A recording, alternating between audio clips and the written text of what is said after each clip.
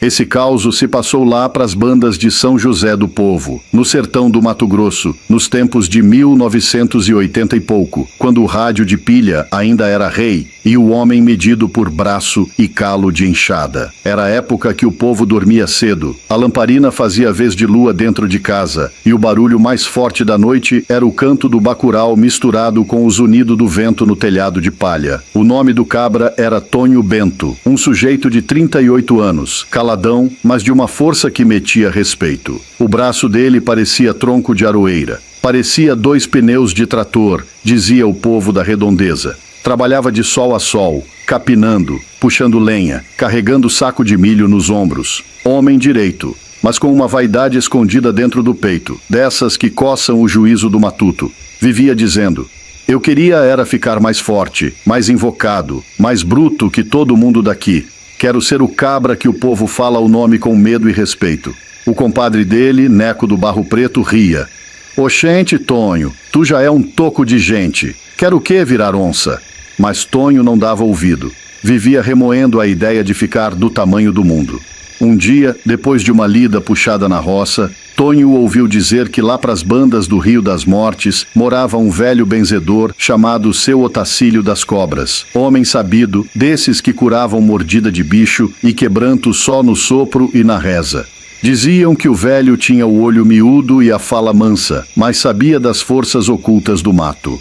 Tonho montou num jegue e foi-se embora de madrugada, com a lua servindo de lamparina. A viagem foi longa, estrada de chão batido, cheiro de capim seco, o vento frio cortando as orelhas. Quando chegou, o velho estava sentado num tamborete, debaixo do alpendre, rezando um rosário de caroço de tucum. Tonho desceu, tirou o chapéu e foi logo dizendo: Seu Otacílio, o senhor é o homem que dizem que benze até trovão.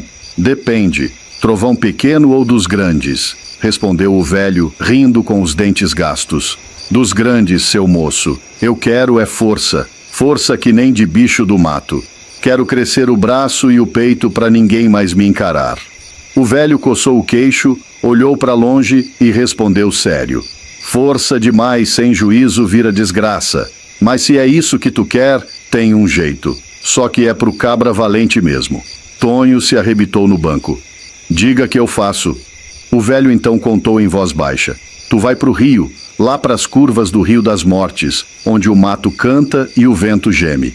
Lá mora uma sucuri velha, de mais de 10 metros. Se tu conseguir pegar ela pelo rabo e esticar, deixar ela bem reta como uma vara de medir cerca, tu ganha a força que tanto quer. Mas cuidado, que o preço da força é a coragem, e às vezes a vida.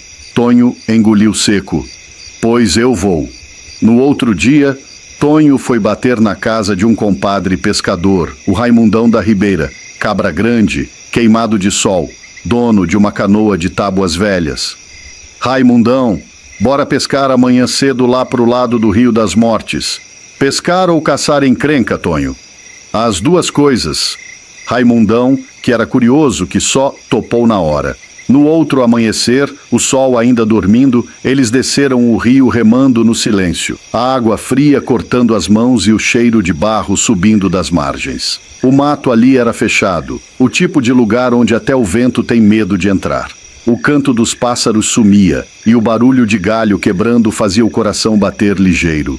Tonho, teimoso, desembarcou na beira do barranco e foi andando devagar, olhando o chão, até que viu uma sombra grossa se arrastando na lama. Era ela, a sucuri, gigante, grossa como tronco de jatobá, os olhos frios, corpo luzindo de verde escuro. Tonho sentiu o sangue ferver e foi sem pensar. Deu um pulo e agarrou o rabo da cobra. No mesmo instante, o bicho se virou, num ronco medonho que pareceu trovão. Enrolou no braço dele, subiu pelo peito, apertou o pescoço. Tonho tentou gritar, mas o som morreu na garganta. A sucuri chiava, o corpo dela se movendo como corda viva. O pescador ouviu o esturro e correu. Quando chegou, viu Tonho no chão, os olhos virando, a cobra enlaçando o corpo dele. Ave Maria! Gritou Raimundão, pegando o facão. Com um golpe certeiro, acertou o bicho no meio da espinha. A cobra se contorceu, soltou o homem e foi se arrastando de volta para o rio, deixando um rastro de sangue e lama. Tonho ficou estirado, roxo, o peito arfando. Raimundão carregou o cabra até o barco, rezando o tempo todo.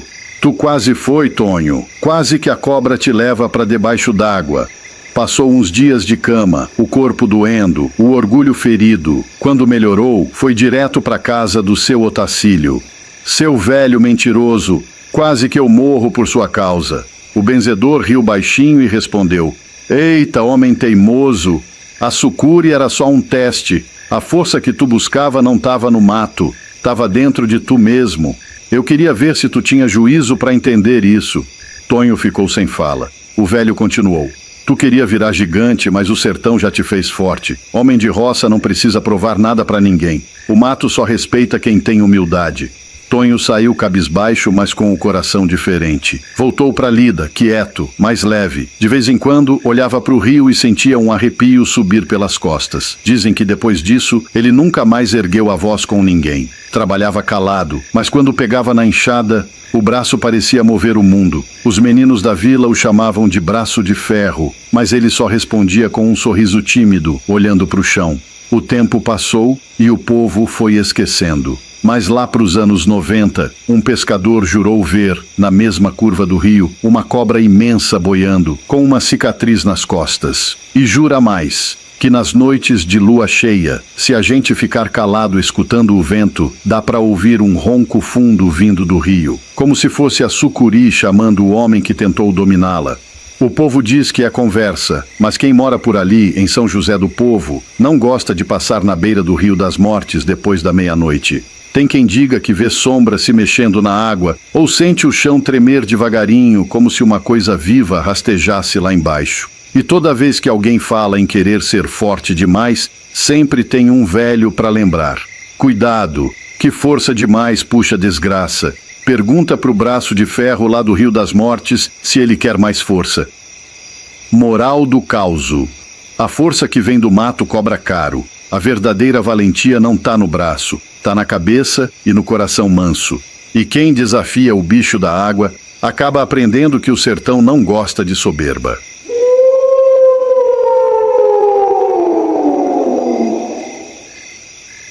Diz que isso aconteceu lá para os anos de 1980 e poucos, tempo em que o povo ainda vivia de cavalo e carro de boi, e o rádio de pilha era o luxo da fazenda. Nesse tempo morava por lá um homem chamado Seu Nicanor Benevides, sujeito trabalhador, dono de uma terrinha boa de plantio e de uma sorte danada de filha. 7 moças, uma mais formosa que a outra.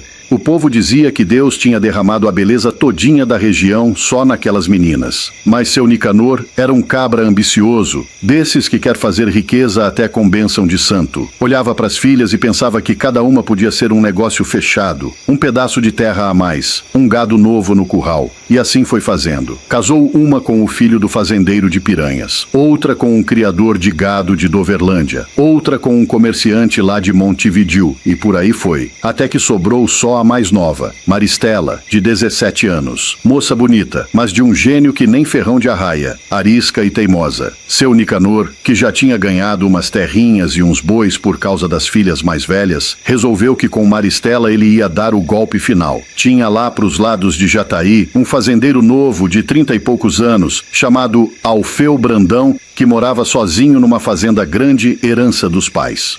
O homem tinha terra, mas não tinha herdeiro, e o velho Nicanor já ficou com o olho brilhando. É ele mesmo, dizia o velho, coçando o bigode. Terra boa, água de mina, e o cabra ainda é sozinho. Não vai sobrar nem capim para mim arrancar com dente. Maristela não queria saber de casamento arranjado. Dizia que preferia morrer solteira a casar com um homem que nem conhecia. Mas o pai era teimoso e já tinha dado a palavra para o moço. E Alfeu, por sua vez, parecia um sujeito bom, sério, trabalhador. Só tinha uma coisa que o povo achava esquisita.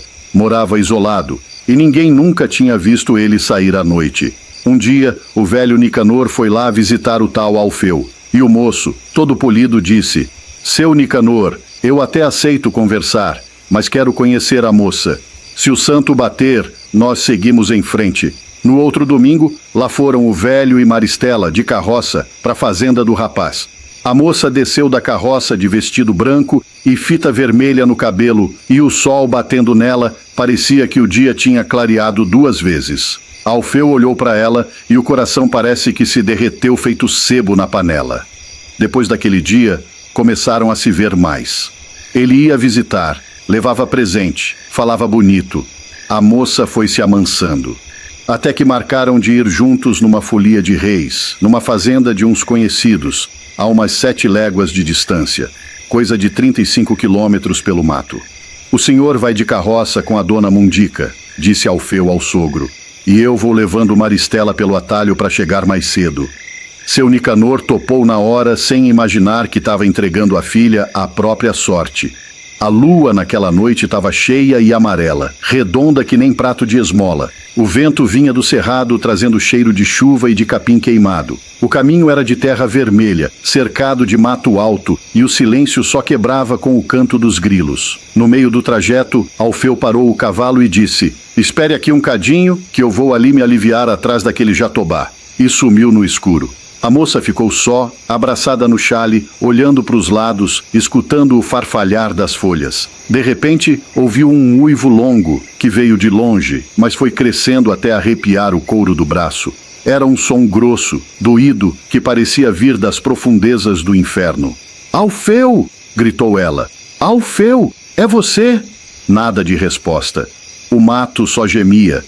De repente, viu um vulto se mexendo no meio da escuridão. Pensou que era o rapaz voltando, mas quando a lua clareou o caminho, viu um bicho enorme de pelo arrepiado, olho vermelho e dente que brilhava. Tava de pé, mas andava curvado, parecendo meio homem, meio cachorro. Maristela saiu em disparada. Correu pelo mato, pulou o tronco, tropeçou em raiz, até que achou um pé de peque e subiu num galho grosso tremendo feito vara verde. O bicho veio atrás, farejando o ar, rosnando baixo. Quando tentou subir, ela meteu o alfinete de cabelo no olho dele. O monstro uivou, se contorceu e sumiu no escuro. A moça desceu do pé de pequi e correu até a fazenda onde seria a festa. Chegou toda rasgada, o cabelo desgrenhado, e desmaiou na porta da cozinha. Quando acordou, o pai e os vizinhos estavam em volta dela, perguntando o que tinha acontecido. "Cadê o Alfeu?" gritou seu Nicanor.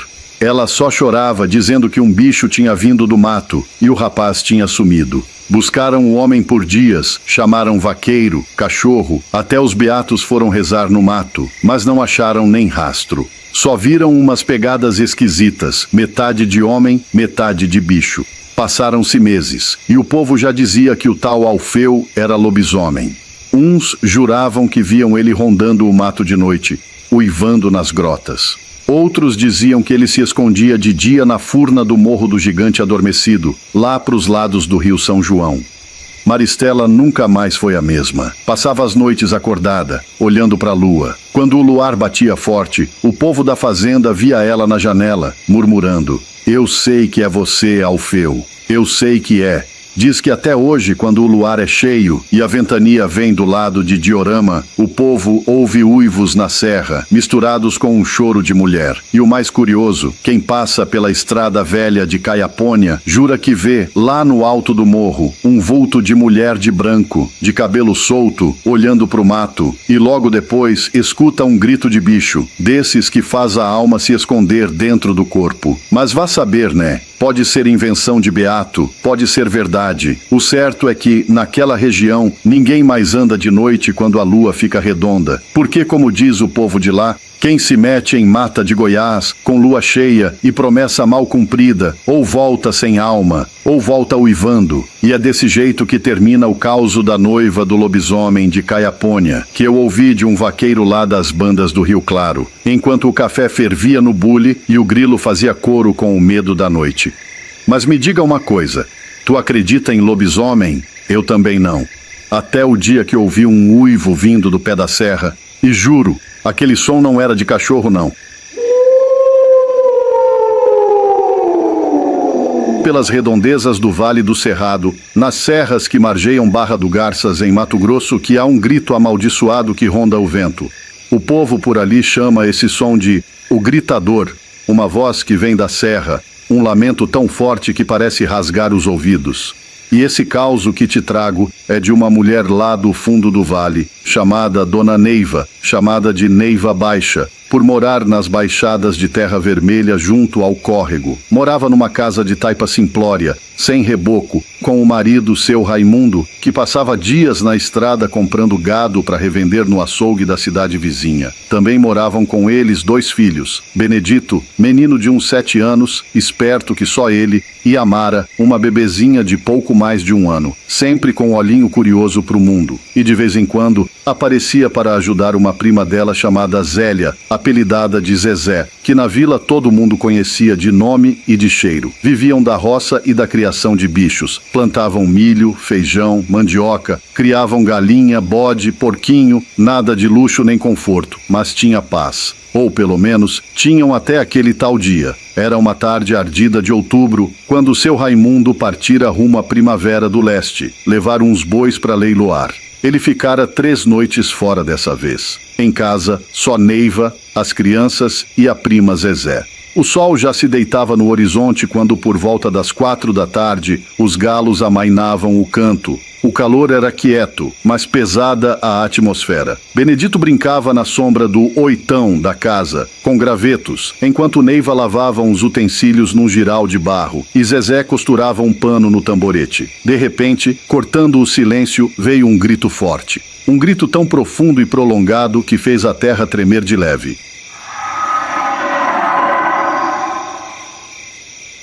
Ele vinha da direção da serra, que os moradores chamavam de Serra Azul, parte do Parque Estadual da Serra Azul, uma cadeia de morros que margeia o vale.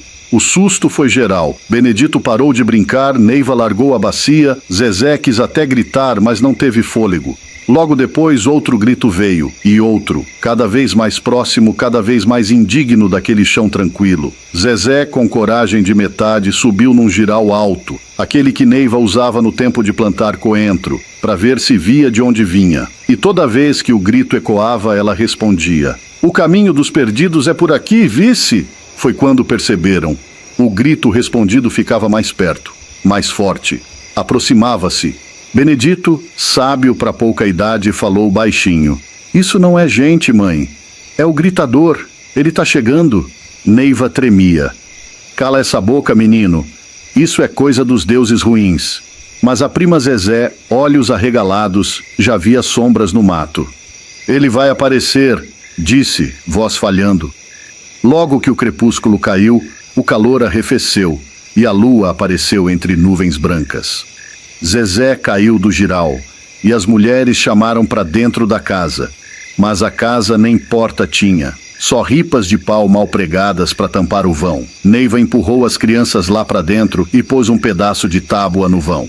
"Fiquem calmas", cochichou. "Rezem." Benedito, que não era menino fraco, disse: "Eu não fico aqui. Quando ele chega, ele entra. Eu vou para a roça, me escondo num oco de pau de bananeira." E foi. Correndo, desapareceu entre o mato fechado. Neiva empurrou Zélia e Amara para dentro, tremendo. O silêncio caiu pesado, até que o grito voltou. Primeiro num canto da casa, depois atrás, depois lá no teto. Parecia rodear o lar. Fazia tocar as telhas, o barro tremer, a respiração faltar. Eles ouviram o choro agonizante, o brado prolongado, um som que rasgava a alma. Zélia jurava que sentia os uivos dentro do quarto, como se alguém estivesse ali, invisível, buscando quem chamasse o nome. Neiva rezava alto: "Ave Maria, São Benedito", nome de santo que a memória dela lembrava. Depois de uma eternidade de horror, o grito foi vacilando, mais longe, mais fraco, sumiu. Quando amanheceu, Neiva saiu devagar, com o quebrar suave da luz e as galinhas cacarejando. Chamou o menino: "Joca, Benedito." Nenhuma resposta. Chamou alto: "Benedito." Lá longe, uma voz miúda: "Mãe, tô aqui." O menino saiu do mato coberto de poeira, olhos esbugalhados. Disse que ficou quieto dentro do oco da banana brava, que ouviu o grito rodando no cerrado, o som de vozes distantes e que viu uma sombra branca deslizando entre as árvores, sem pés no chão. Tinha olho de fogo, mãe, e andava sem fazer barulho, parecia lobo e alma misturada. Neiva o abraçou, chorando, apertado. Zélia soluçava, trêmula. O susto dali virou lenda. Desde então, muitos no Vale do Cerrado juram que nas noites de luar, no vento que sopra da Serra Azul, se ouve o grito do gritador.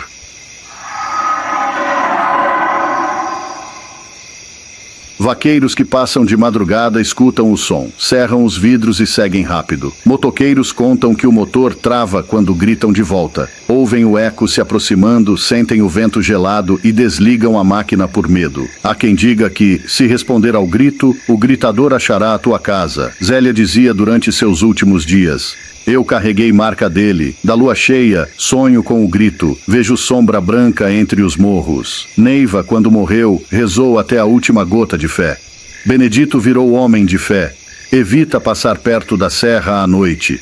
E o povo do Vale do Cerrado, quando o vento muda e o ar vira quieto, fecha a porta, acende lamparina e diz baixinho: o caminho dos perdidos é por aqui. Visse? Porque quem responde ao grito, quem se atreve a chamar de volta, nunca mais volta pro alpendre.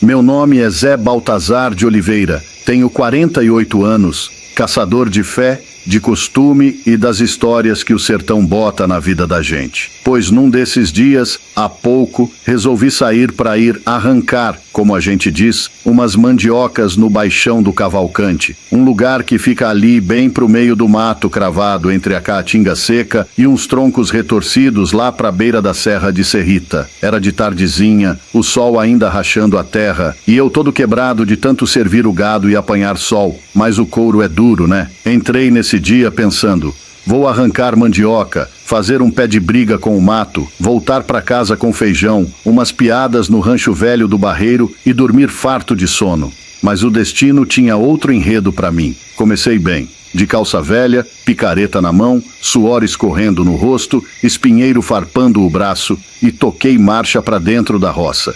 Cheguei no local, sentei-me num tronco de pau-leite para descansar, tomando aquele respirar fundo de quem suou o dia todo. Aí, do nada, senti cheiro estranho. Um cheiro como de cigarro que o vento leva, ou de fumaça que não se apaga direito. Olhei para o céu, a lua começando a aparecer por trás da serrania, as estrelas batendo no alto, e pensei: tá começando a se armar, viu? Fui para subir num pau-ferro para pegar uns galhos para laçar. Sabe como é? O pau-ferro lá era velho, tinha nós, tinha casca que rangia, tinha aquele silêncio pesado do sertão depois que o sol se deita. Quando cheguei no topo, sentei de cara pro chão, encostei no tronco e pensei: vou ajeitar o rosto para ver o que está havendo. Mal fiz isso e vi uma sombra se mexendo, curta, esguia, com o pescoço esticado, olhos que pareciam brilhar. Meu pé gelou, o suor que antes escorria virou formiga no corpo. Essa coisa, e eu digo coisa porque é assim que tratei, pegou no tronco em frente a mim, erguendo a cabeça para a lua. Era grande, o corpo meio encurvado, os galhos balançavam sem vento. Aí eu lembrei do que meu pai me dizia: quando acende fogo no mato, a fumaça leva cheiro para junto e traz coisa que você não imagina. Eu nunca acreditei muito, mas naquele instante pensei: o meu pai tinha razão. Não dei fé direito e então... tchum! Senti uma mordida no meu raciocínio. A criatura levantou o pescoço, abriu a boca, fez um som gutural. Eu tremi, agarrei o espingarda que trazia na festa, mas ela estava descarregada, velho modelo, cabo gasto, um trambolho dos bons, e pensei: nem de atirar tô apto, ainda bem que é eu ou essa coisa. Levantei devagar, meio que para trás, com a espingarda na frente como se fosse um berço do medo. A criatura avançou, ritmo lento, como se pisasse na palma da mão e nos ossos secos do chão.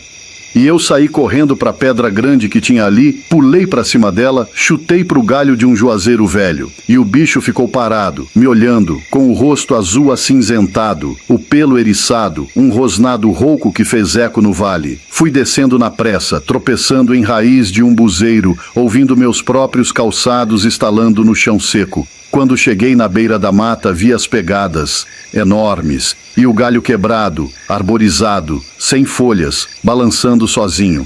Aí pensei: acabou, eu não tô sota essas bandas mais.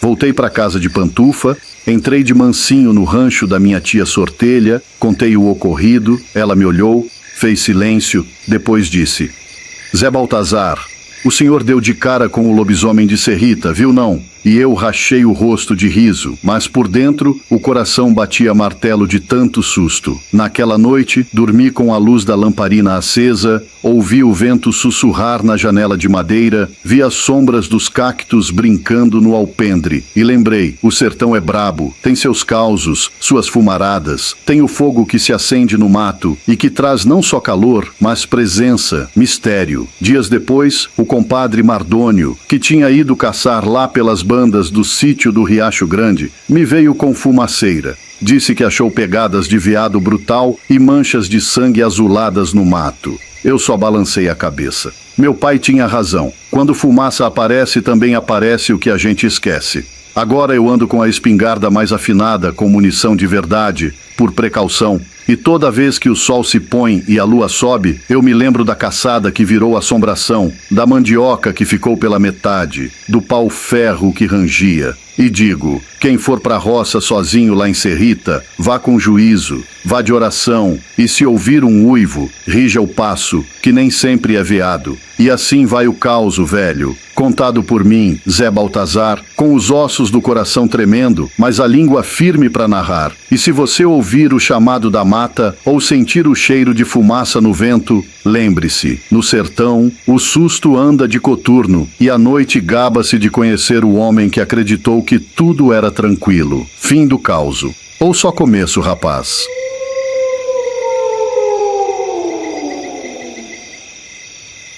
Meu nome é Cipriano Mariano, tenho 65 anos de idade, mais marcado pelo sol do que pelo tempo, mas cheio de memória para contar. Quando eu era menino, lá pelos lados da fazenda vizinha, a Terra Nova PE, andávamos num mundo que hoje parece conto, mas era vida de gente de verdade. O sol ardendo que nem brasa, a terra seca fazendo estalar os pés da gente e a principal dianta de tudo, a água, a danada que nos pregava peça todo o santo dia. Pois veja só, eu mudei ainda garoto com meus pais para um lugarejo chamado Lagoa Grande, também em Pernambuco, umas léguas para dentro do sertão. Ali, a gente veio achando que ia melhorar, mas a água continuava sendo o carrasco da vida. Lá em casa éramos 3 irmãos, minha mãe, o pai e eu, e a gente guerreava todos os dias para buscar água. Eu me lembro de umas manhãs que o sol nem tinha dado bom dia direito e já estávamos preparando as vasilhas, enchendo cabacinha, ajeitando o jumento velho para sair. Porque se deixasse para depois, de tarde vinha o vento forte, o mato fechado e a água não vinha. A fonte de vida, essa coisa simples, ficava lá no pé da Serra de Serra do Araripe ou perto da cacimba do Riacho Brabo, e a gente tinha de carregar de lá para cá. Era 8, 9 quilômetros, e cada passo pesava como se levasse o mundo nas costas. O jumento tremia, a carga balançava, e a gente ia lá com cabacinha, com lata de querosene virando vasilha, com tudo improvisado, porque dinheiro para vasilha nova não sobrava. Uma lata velha de 20 litros de querosene, você virava ela de jeito que cabia xicho de água, e eu achava aquilo era luxo, até que a lata rachou um dia e a água se mandou pelo chão lento. O que mais me lembro eram as filas pro açude quando chovia bem, e o corpo de água enchendo devagar, e a esperança subindo junto. Mas vinha a seca, menino, e o açude secava, encolhia. Passava 4, 5 anos que nem isso de água. Eu vi, pra valer, quando a dura vinha. A lama rachada, o fumo brabo crescendo onde antes a molecada brincava, o calumbi levantando das pedras. Os bichos morriam de sede ou de fome, os bois magros, e a gente com a boca seca esperando chuva, que muitas vezes tardava. Minha mãe, Dona Joana Batista, punha a gente para rinchar de manhã cedo. Vai buscar água, dizia ela. E a gente ia, com as pernas bambas, o bicho de carga cansado, as vasilhas tangendo uns sons de ferrugem. E quando chegávamos lá, muitas vezes a água estava tão miúda que a gente enchia uma cabacinha só para ferver e lavar 2 roupas, e a vasilha tinha de sobrar para tomar banho de noite, porque de dia era quase impossível. O calor esmagava e as abelhas, os capuchos, vinham para a água que restava e a gente tinha de sair fora. Não tenta banho de dia, menino, dizia meu pai, seu Raimundo Cabral, porque se te pegar capucho, ele te fura que nem alfinete. E não era elogio não. Quando a água ficava parada, os bichos carregavam salto e a gente ficava coçando feito doido. Eu me lembro que depois de buscar a carga pesada, eu me jogava num córrego pequeno, vestindo nada ou o que sobrava, e a água parecia só para lavar o pó e o suor. Não era refrescar para valer. E na seca maior, rapaz, o mundo parecia virar uma panela sem tampa. O barreiro, presa de água improvisada, ficava seco, o chão estalando, a roça sem vida. A gente escavava barreirinho de barro na beira do leito de um riacho que secava, juntava água turva, carregava de cuia, de pedaço de surrão velho, com o jumento lambendo o poço seco. Nós cimentávamos o barro com os cacos de cuia, nós improvisávamos laudas, montávamos uma piscina de espera da chuva. Mas a chuva não vinha, ou vinha rala, e o barreirinho virava um valinho de esperança. Isso aqui é água de acreditar, dizia meu pai. E eu olhava para o céu, o sol derramando luz, a terra rachada, e pensava: pai, não sei quanto tempo mais a gente aguenta. Eu tinha 10, 11 anos e já via os irmãos desnutridos, as roupas velhas, a fome batendo junto com a sede, mas Deus é bom. Se a gente resistiu até então, era porque a fé era maior que o rio seco. Lembro uma época em que o jumento velho se espantou numa fenda de terra, tropeçou no capim seco e a carga de água tombou no chão. Meu pai olhou para mim, olhou para a carga esparramada e falou calmo: agora, rapaz, é rezar e partir de novo. A gente levantou tudo, limpou a água que restou e voltou com cara encurvada, passo curto. Chegamos em casa de pernas bambas, o sol se pondo e a mãe já com o pote fervendo uns grão miúdo para alimentar quem chegava. E a conversa da vila era essa: quem ia lá para a Serra do Araripe buscar água, ou para São José do Belmonte, ou para Quixaba, todas em Pernambuco, sertão mesmo, falava voo de sol a sol, voo de jumento, voo de cabeça dobrada, porque era verdade. Demorava. Eu já tinha 15 anos quando consegui a primeira bicicleta velha e pensei: agora vai. Só que a estrada de pedra solta, o pedal afundando, a carga de água atrás e a bicicleta tropeçando. Aí vi que a vida não era só dificuldade, era ginástica com Deus. Com o passar dos anos, graças a Deus e à coragem, as coisas foram mudando. Poços tubulares começaram a brotar, carros-pipa traziam água às vezes, caixas d'água surgiram nos arredores. Água de beber, água de lavar, água de tomar banho, foram virando promessa. Mas o cheiro de terra seca ainda me enche o peito. Quando vejo um jovem reclamando da torneira que demora, eu conto para ele o ver seco que era quando a gente trazia água nas vasilhas feitas de lata e jumento. E digo: tu já aquietou a buceta do teu esforço. Hoje, sentado no alpendre de casa, vejo as panelas de ferro no fogão de lenha, ouço o vento passando entre os mandacarus e penso: meu corpo tem ruga sim, minhas mãos têm rachaduras, mas a alma tá redonda de agradecimento.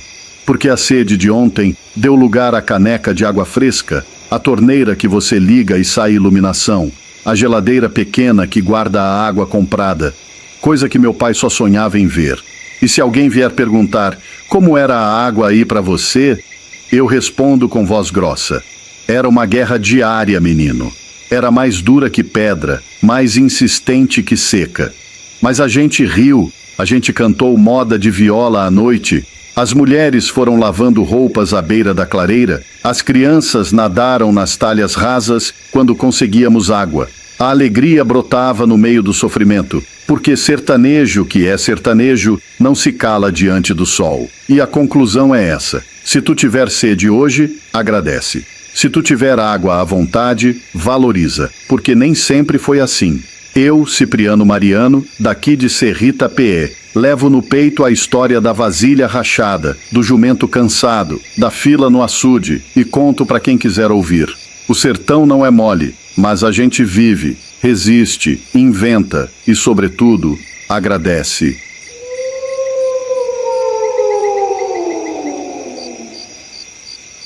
Meu nome é seu Abelardo Vieira. Tenho 63 anos de idade, pele marcada de sol, mão calejada de enxada, ouvido acostumado a sustos do mato e da vida. E vou te dizer, o que a gente ouvia antigamente não era só pro susto, era fé, era medo, era mistério que se agarrava no vento. Pois eu me lembro bem de um dia que o meu compadre chamado Joaquim, Kim de Zé Maria, velho de 70 anos agora, me falou um causo que ele ouviu de um avô dele. Sim, o troço era bem antigo, passado de boca em boca, mas ele jurou ver com os próprios olhos, ou ao menos sentiu. E esse causo dizia respeito a uma criança, pequena, que não fora batizada, e que, conforme a crença matuta, teria sido enterrada de um canto qualquer, pagã, sem cerimônia decente, e que depois, pois, chorava. Você já ouviu algo parecido?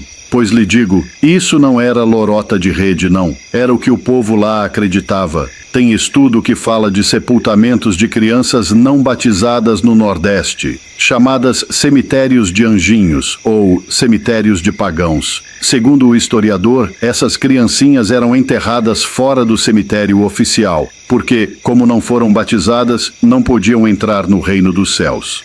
Agora então, segura o causo. Era numa localidade chamada Serra dos Cariris, nome trocado para preservar, mas fica ali pelas bandas da Ibiapaba. Comunidade pequenina, de chão batido, casa de adobe, galinha cantando de madrugada, e o tempo lá era de sol que castiga e de seca que aperta, e criançada que nascia, e muitas vezes não tinha médico, não tinha batizado a tempo, pois os pais eram agricultores simples, contavam na roça dos dias. Pois numa dessas famílias, o casal, Maria das Dores, de uns 27 anos, e Antônio das Pedras, de uns 30, tiveram um menino. Chamaram-no Cícero Raimundo, e logo que ele nasceu, ali ficou frágil. O umbigo demorou a cair. A mãe tremia de medo de levar febre, de levar praga do vento, como dizia. E no meio da lida, o tempo apertou. O menino morreu ainda criança. Talvez 6, 7 meses, e o páter falecido antes que a cerimônia formal do batismo viesse. Eles, desconsolados, não tinham dinheiro, não tinham padre ali tão fácil, e o costume local era, se não for batizado, enterra onde der. E muitos sepultavam na beira da estrada, na porteira do curral, debaixo de pé de juazeiro, para a alma não ficar abandonada. Então enterraram o menino debaixo de um umbuzeiro no quintal da casa, fora de cemitério oficial, com cruz simples feita de madeira, sem missa, sem velório decente, porque às vezes o susto da seca ou o trabalho na roça não dava espera. E aqui entra o arrepio. Passados 3 meses, talvez 4, o casal começou a ouvir no silêncio da tarde, depois que o sol se encolhia atrás da serra. Um choro baixinho, como se um bebê gemesse lá de longe. Maria dizia, Antônio, tu ouviu isso? Ele dizia, ouvi, mas é vento, é cachorro, é nada. Mas as noites vinham e o choro repetia. Parece menino chorando, dizia a mãe. E o pai logo lembrava, pois foi ali, na beira da porteira, onde enterramos o menino.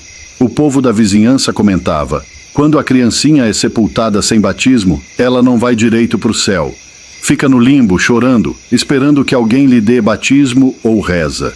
Estudos dizem que sim, essa crença de pagão que chora existe entre as comunidades do sertão.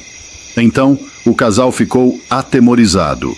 O pai, Antônio, homem simples, porém orgulhoso, não queria assumir que acreditava nessas coisas de demônio. A mãe, Maria, orava baixinho à beira da cova, pedia à Nossa Senhora, pedia ao padre que viesse quando viesse. Uma noite, Joaquim, Quim de Zé Maria, acompanhou o pai dele, na época menino de 12 anos, até ali na casa deles para ver o que era aquilo. Eles foram com lamparina, levaram água benta, rezaram de joio e passaram pela sepultura do menino. Maria sussurrou a oração.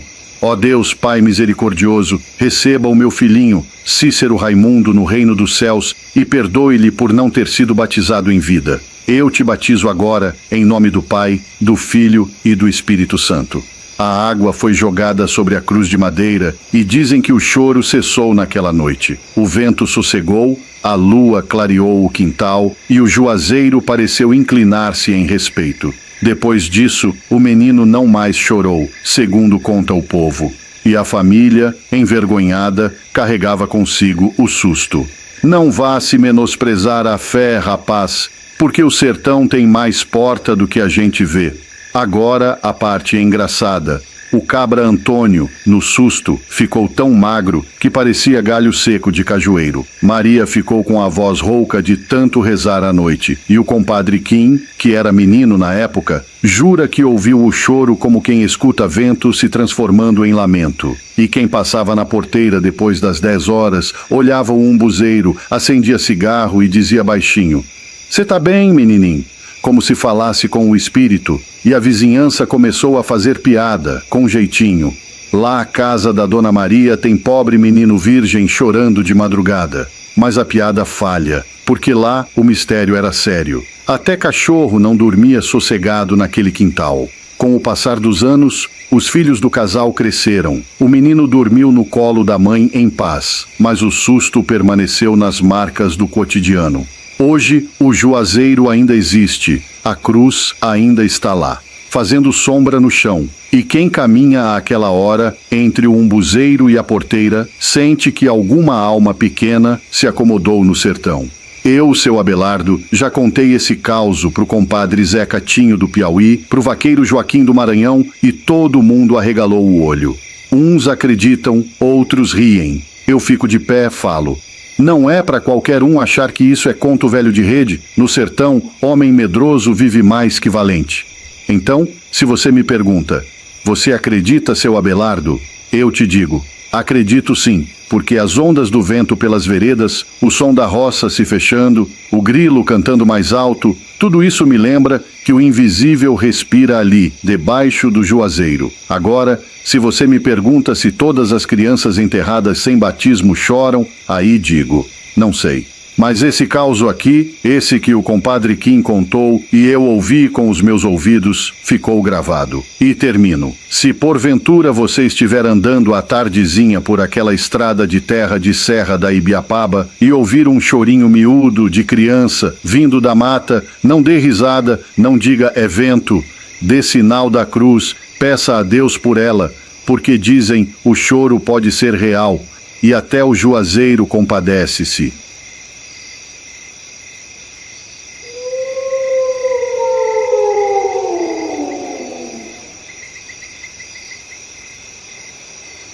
Meu nome é Seu Marinheiro da Luz, tenho 64 anos, pele curtida de sol, calos de roça, ruga de riso e de cuidado.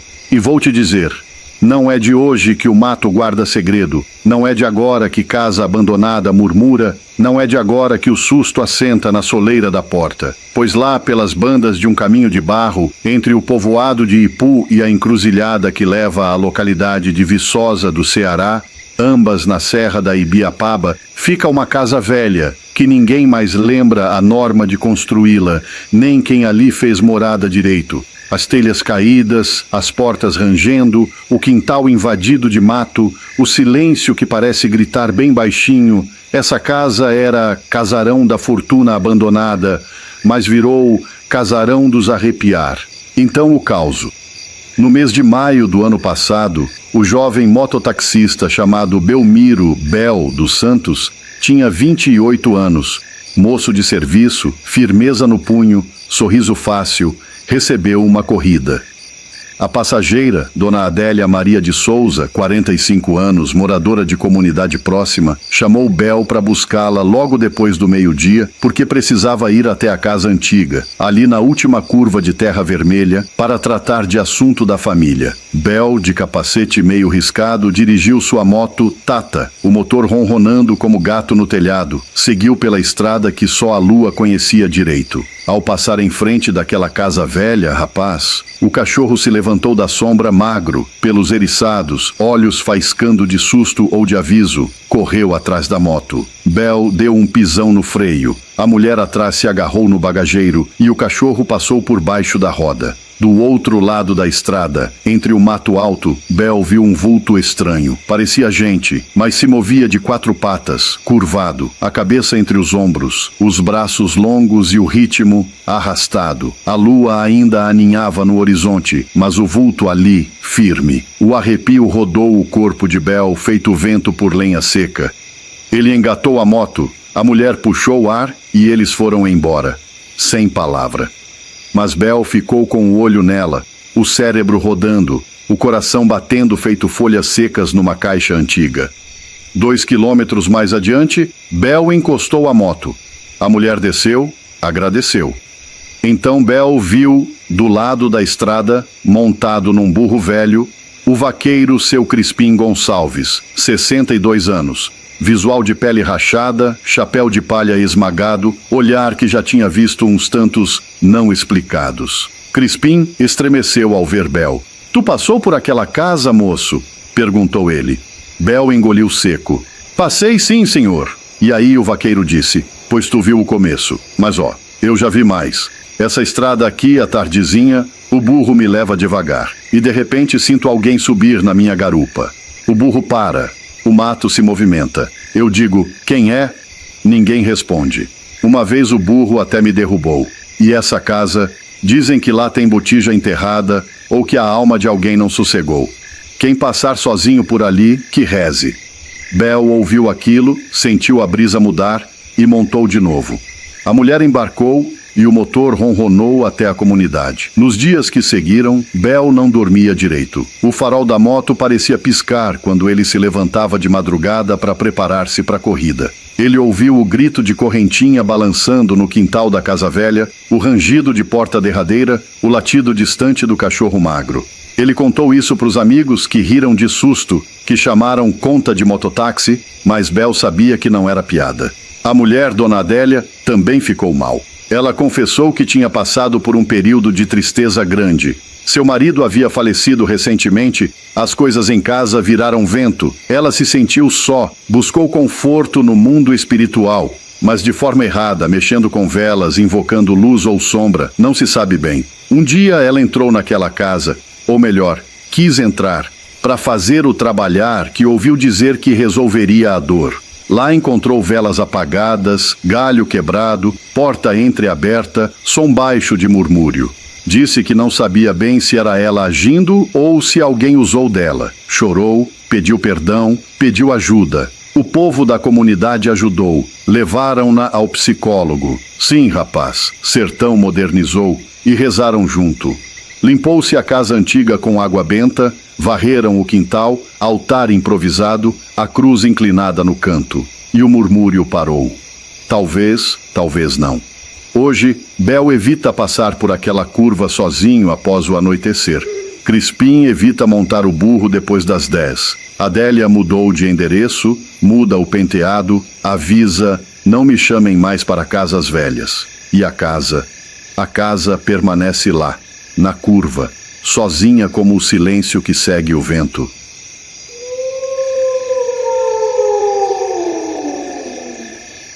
Dizem que essa história se deu lá para as bandas de Santa Filomena, no sertão de Pernambuco, num pedaço de chão meio esquecido chamado Sítio Malhadinha. O povo por ali era trabalhador, mas arredado de certos cantos. E um desses cantos era o terreiro da casa que ninguém terminava. Era uma casa bonita no começo, vice. Tinha sido encomendada por um tal de seu Ildefonso, homem teimoso que nem mula empacada. Ele dizia que ia fazer a casa mais vistosa do sertão, com varanda larga e parede rebocada, para receber a família quando o inverno viesse. Pois começou a levantar as paredes, animado, com uns pedreiros da redondeza. Mas logo na primeira semana, as coisas começaram a sair do prumo. Na segunda-feira, sumiu a colher de pedreiro. Na terça, a enxada desapareceu. Na quarta, o carro de mão amanheceu com a roda quebrada. E o povo jurava que não tinha ninguém mexido. Seu Ildefonso resmungava: "Isso é molecagem. Tem cabra safado entrando aqui de noite para me atormentar." Mas os pedreiros, coitados, já estavam com o beiço branco de medo. Um deles, o Zé de Chico Bento, jurava que, toda madrugada, ouvia pancada de tijolo, tum, tum, tum, como se alguém estivesse rebocando parede dentro da escuridão. "Eu digo a vos missê, seu Ildefonso", dizia Zé tremendo. "Tem gente trabalhando aí de noite, mas não é gente viva, não." Seu Ildefonso só bufava: "Homem, larga de besteira. Isso é rato batendo no tijolo." Mas no outro dia, amanheceu foi uma parede inteira caída. Assim mesmo seca no chão. Os homens juntaram os entulhos praguejando.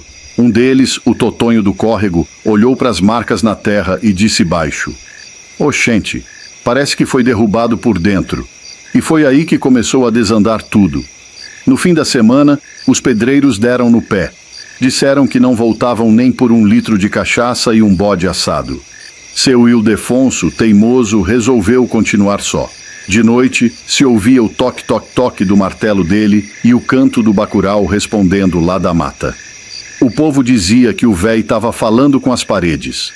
Uma semana depois, ele apareceu no povoado todo descabelado, com os olhos arregalados feito coruja. Eu vi, dizia, quase sem voz. Eu vi um homem dentro da parede. Ele estava rebocando e ria para mim. O povo achou que ele tinha se esquentado demais do juízo e o levou para a casa da irmã dele, em Ouricuri. A casa, lá no sítio, ficou no meio do mato, pela metade. Parede levantada, outras caídas, o telhado só pela metade. Uns meses depois, apareceu por lá um cabra chamado seu Marcondes, homem sabido e cismado. Quis comprar o terreno para terminar a construção, dizendo que não tinha medo dessas besteiras de povo da roça. Deu o dinheiro, contratou 3 ajudantes e começou a mexer. No primeiro dia, tudo certo. No segundo, as ferramentas começaram a sumir de novo. Na terceira noite, o povo ouviu gritaria. Um dos ajudantes, Geraldo Pequeno, saiu correndo descalço até o povoado, dizendo que viu um homem dentro da casa com a cara branca de cal, batendo tijolo e rindo com os dentes podres. E ele disse, contava o coitado, ofegante, ele disse, essa casa é minha, ninguém termina ela. No outro dia, seu Marcondes foi ver e achou no chão umas marcas de mão de cal, fresquinha, impressa na parede nova. Marcondes, que era valente, mas não besta, desistiu. Eu comprei o terreno, mas não comprei encrenca, não, disse, e foi-se embora. Anos se passaram e a casa ficou lá, debaixo do mato, crescendo, servindo de abrigo para coruja, sapo e para todo tipo de coisa que o povo não gosta de falar.